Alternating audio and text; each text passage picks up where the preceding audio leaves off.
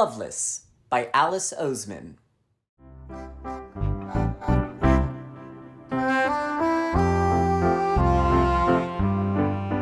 Oh, that's what love is supposed to be. Or is it?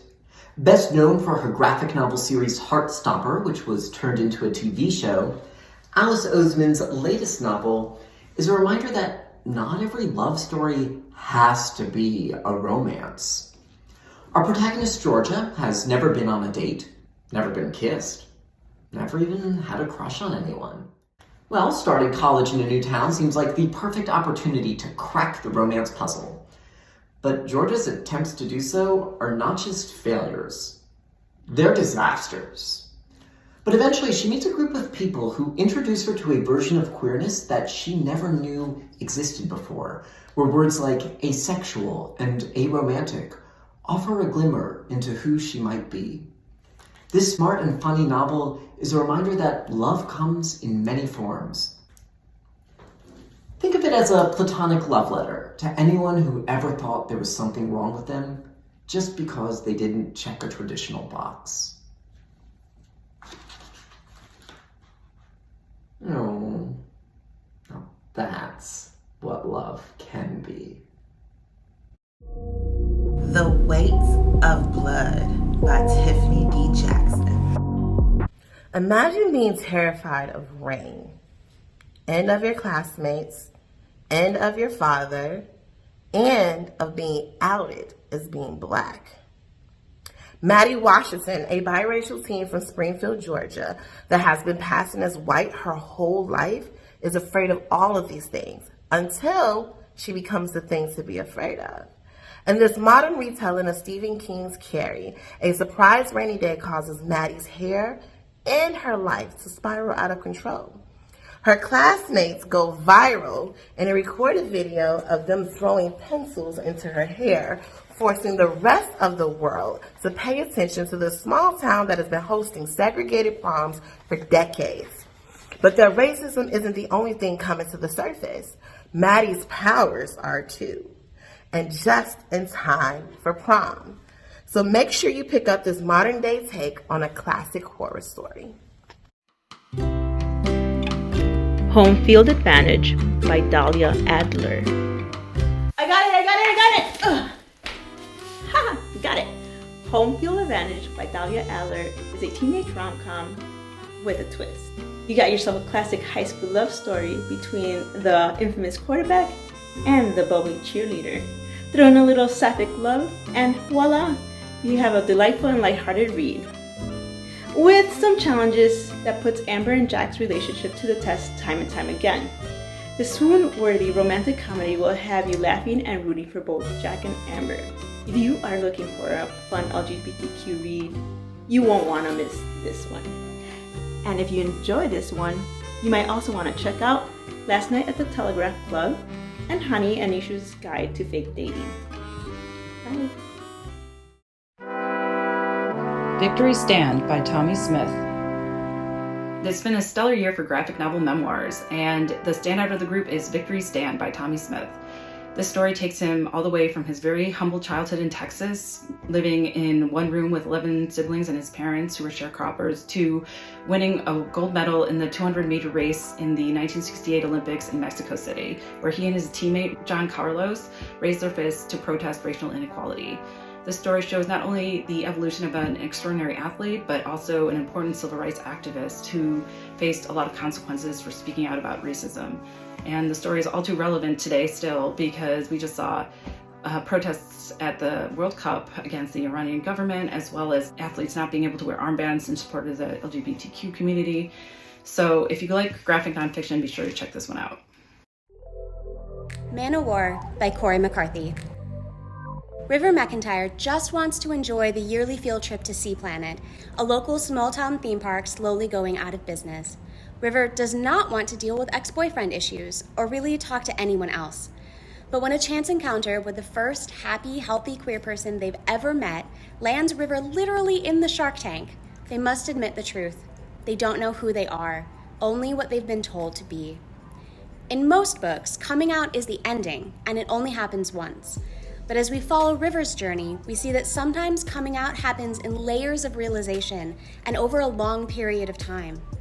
River faces many things throughout the book: internalized and externalized homophobia and transphobia, the challenge of navigating the world as a white-passing Lebanese American, the roadblocks facing trans athletes in both high school and college. McCarthy moves us through years of River's life effortlessly, letting the reader feel every stroke of the journey River swims, from that first moment of recognition through choosing a new name and pronouns, to a happy ending that feels both satisfying and hopeful. There are very few books I truly wish I could read again for the first time. Man o' War by Corey McCarthy is one of them. Cat Plus Gamer Volume 1 by Wataru Naratani. Cat Plus Gamer, the title says it all. This manga by Wataru Naratani is about a woman named Riko who keeps her office co-workers at a distance, avoiding personal talk and after-work gatherings. The only thing she looks forward to is getting home, setting up her snack tray, and gaming until dawn. But that all changes during the spur-of-the-moment decision to adopt a stray kitten. Riko has no clue how to take care of Masubi, her adorable, high-energy, always curious tuxedo cat. But she has leveled so many creatures in her gameplay. Eureka! Riko will attempt to race the cat as if this were a game. Can Riko solve the puzzle and max out her skills?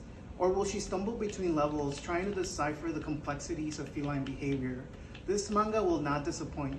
The cute is strong in Masubi, and the parallels between gaming and cat care are very entertaining, cardboard boxes and all. Read-alikes are A Man and His Cat by Umi Sakurai and Cat Massage Therapy by Haruki Sakawa. I Kissed Shara Wheeler by Casey McQuiston.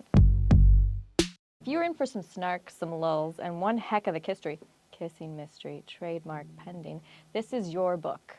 After surviving 4 years in small-town Alabama, Chloe Green, our main, is vying to be the serious contender for valedictorian. Everything will be worth it once she gets the title, or so she thinks. Enter the foil to that plan, Chloe's academic/life rival, the seemingly perfect prom cool queen Shara Wheeler, who has everything else. Shara toys with Chloe, leading up to a kiss after prom, that kind of kiss that makes you forget an entire semester of French. But Shara just doesn't kiss Chloe, she also kissed her boyfriend Smith and her neighbor Rory that night. And being the overachiever that she is, Shara didn't just kiss all three that night, she also immediately disappears, leaving a trail of letters seemingly filled with clues in her wake. With a great cast of characters, the trio set off to find Shara and figure it all out while figuring themselves out in the process. This book speaks to all the pressures and stressors, the emotional roller coaster that is senior year, and being on the precipice of something wholly new, while confronting what it means to be true to yourself and embracing all the queerness. Bonus points for a John Green callback, tons of 90s and aughts references, plus cool moms. The Silence That Binds Us by Joanna Ho. Maybelline Chen's brother Danny seems to have it all: popularity, star basketball player, and an acceptance to Princeton. But to May's surprise and devastation, she loses him to suicide, and her entire world is shifted. Especially when a powerful Silicon Valley mogul accuses May's parents, as well as all Asian parents, for creating the hyper-competitive school environment and stating that it is the cause of the wave of recent suicides in their community, including Danny's. Not only is this man a father of one of May's classmates, but also has a great influence over the tech company May's mother works for and her career. Which is why when May decides to write and send an impassioned poem to the local newspaper, leading to heated debates of racism, May must make a choice if she will continue to stand up and speak out, or if she will honor her parents' wishes to keep her head down and not make waves.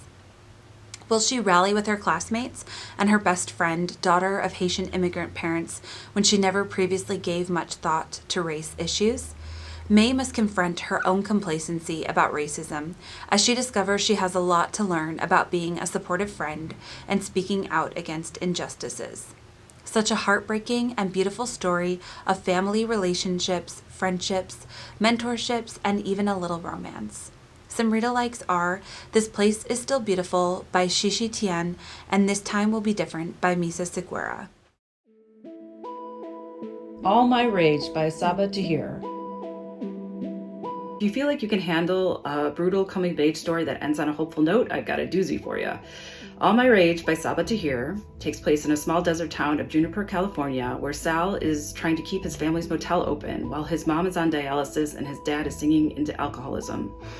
His best friend, Nur, was rescued from Pakistan in an earthquake by her uncle when she was really little, and now they live together and she works in her uncle's liquor store after school, but their relationship is an abusive mess.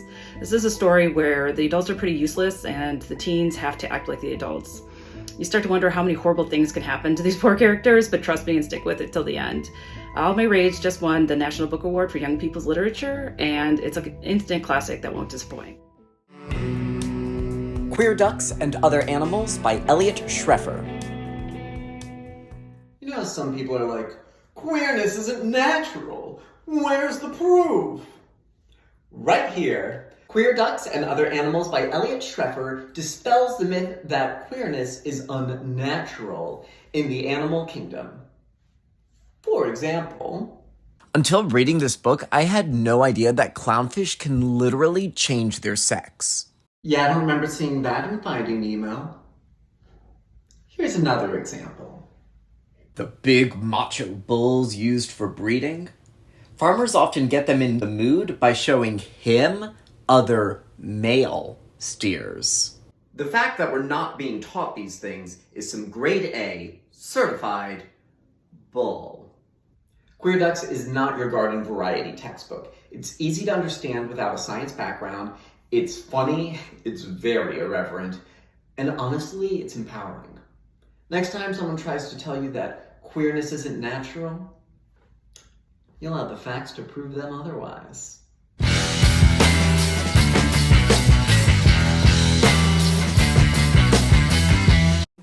The bee? all of band? It just says N book bee. Wait, what did it say? Book bee? Yeah, N book bee.